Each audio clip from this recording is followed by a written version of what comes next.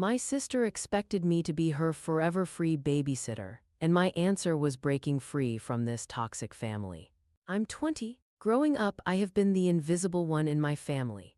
My older sisters, Judy and Monica, were perfect in every way. Judy was the overachiever, always getting straight A's, the valedictorian, and later, a successful career woman with a marketing job that made our parents beam with pride. She married young, had twins by 28, and somehow managed to balance it all while climbing the corporate ladder. Monica was the artistic one, the free spirit with her talent in painting and photography. She was the one who got all the attention, all the praise, her work displayed prominently in our parents' house and local galleries.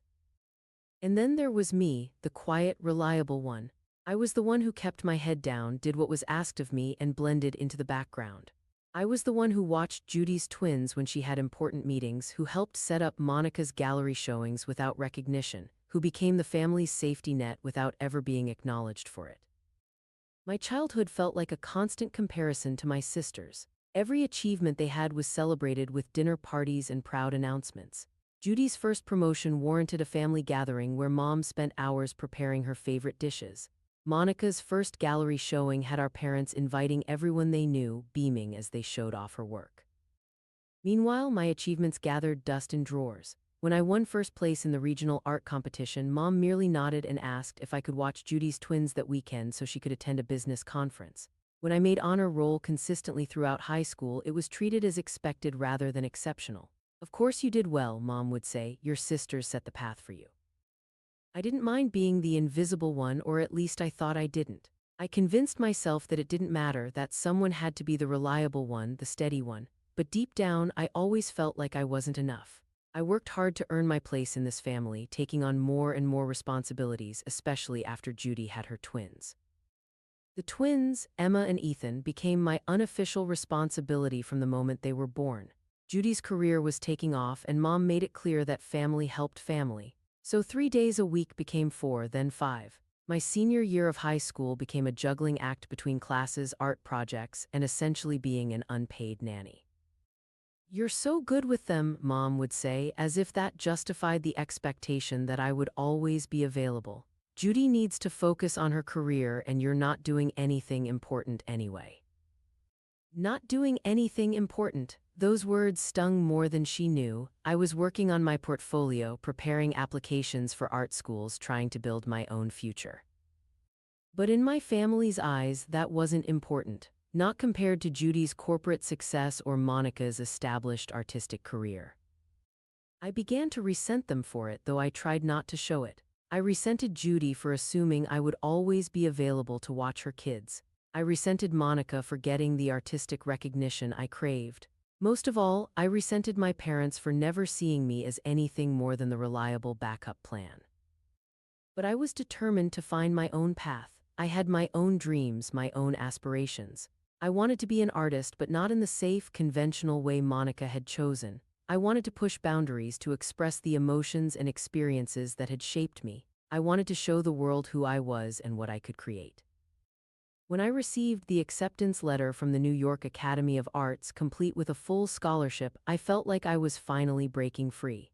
The prestigious program had only accepted 15 students that year, and I was one of them. This was my chance to prove myself, to step out of the shadows of my sister's achievements. I had planned to surprise them during our family Thanksgiving dinner. I was nervous but excited. This was my big moment, the moment I would finally have my own page in the album, as my grandma used to say before she passed away. But when I sat down to share my news with my family, it felt like everything I had been building up to came crashing down. The dinner started like any other family gathering. Judy arrived late, immediately handing off the twins to me without even asking if I had plans. They're overtired, she said, already pulling out her phone to check work emails. Can you handle them while I talk to Mom about something important? Important? Everything in Judy's life was important. Everything in my life was just an inconvenience to be worked around. Monica arrived next, full of excitement about her upcoming gallery showing. She'd been selected for a prestigious local exhibition, and Mom was already planning the guest list for the opening night. You'll help set up, won't you, Maddie? Mom asked, though it wasn't really a question. You know how these events go, and we need everything to be perfect for your sister. I sat there watching them talk about their lives, their achievements, their plans. The acceptance letter felt heavy in my pocket, like a secret trying to burst free. I waited for a lull in the conversation, for any moment when they might actually listen. Finally, during dessert, I gathered my courage.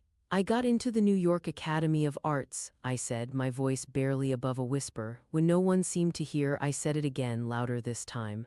"I got accepted, full scholarship." The silence that followed was deafening. Judy didn't even look up from her phone. "That's nice, Maddie. You'll have to show us some of your stuff sometime," she said dismissively, as if I'd just mentioned taking a community art class. Monica gave me a small smile, but it didn't reach her eyes. I could see the thoughts crossing her face. Another artist in the family might divide attention, might complicate her position as the creative one. But it was Mom's response that shattered my hopes. She set down her fork, her expression a mixture of disapproval and concern. "New York, that's not practical. State University has a perfectly good art program and it's close to home. Besides, Judy needs help with the twins, especially now that she's up for another promotion." And there it was, the real reason she wanted me to stay. Not because state was better for me, not because she was concerned about my future, but because Judy needed a reliable babysitter. I was the family safety net and they couldn't afford to let me go. "I got a full scholarship," I repeated, as if that might change their minds. "The program only accepts 15 students a year. It's one of the best in the country." "Honey," Mom said, using that patronizing tone she reserved for when she thought I was being difficult, "you need to think about what's best for the family. Your sisters both went to state and they've done wonderfully. Why make things harder on yourself? Besides, who will help with the twins if you're in New York?" The twins, always the twins, as if my entire future should revolve around my sister's children. "Maybe Judy could hire a nanny," I suggested, trying to keep my voice steady, "or put them in daycare like other working mothers do." Judy finally looked up from her phone, her expression incredulous. "Do you know how expensive that would be? Besides, they love their aunt. You wouldn't want to disappoint them, would you?" The guilt trip, the family specialty, but something inside me had snapped. Years of being overlooked, of being taken for granted, of being treated like the family's unpaid help, it all came pouring out. I stood up abruptly, knocking over my chair. "You know what? I'm tired of this. I'm tired of being treated like a family servant. I'm tired of my dreams being dismissed because they don't fit into your perfect plan. I got into one of the best art schools in the country, and none of you can even pretend to be happy for me." "Maddie," Mom started, but I cut her off. "No, I'm done. I'm done being the invisible one. I'm done being the reliable backup plan. I'm done watching Judy's kids while she builds her career. I'm done helping set up Monica's shows while my own art gets ignored. I'm done being what everyone else needs me to be."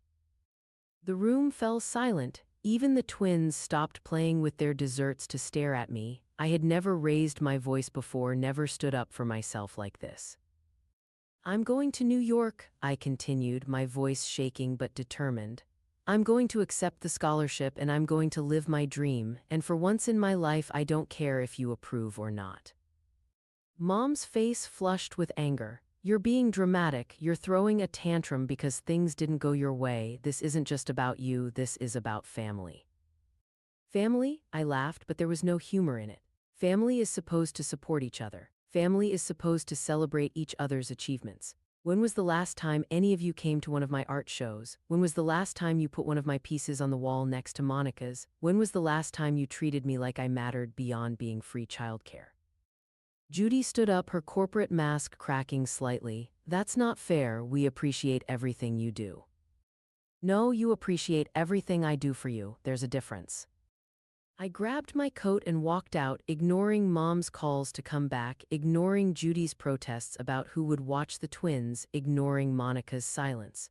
I got in my car and drove, with no destination in mind, just needing to escape the suffocating weight of their expectations.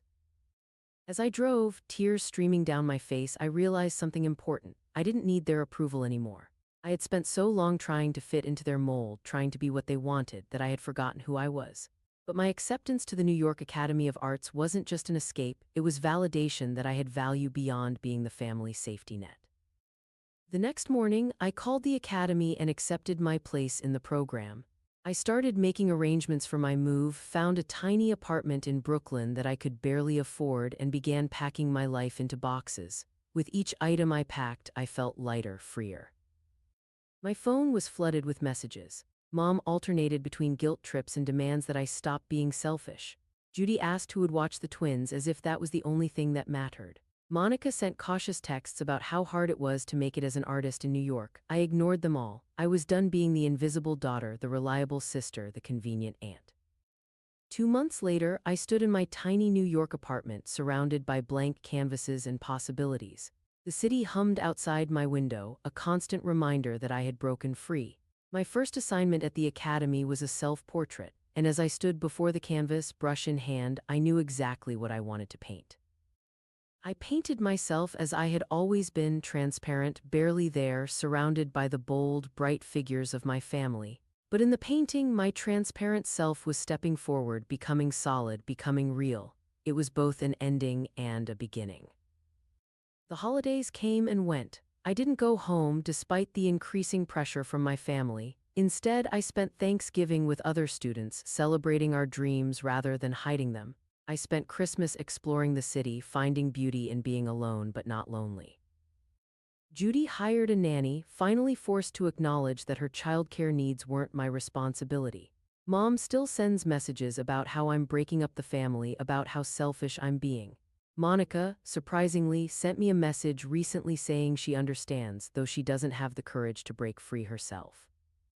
But I don't regret my decision. Sometimes the bravest thing you can do is disappoint the people you love in order to be true to yourself. Sometimes you have to become the villain in their story to become the hero on your own.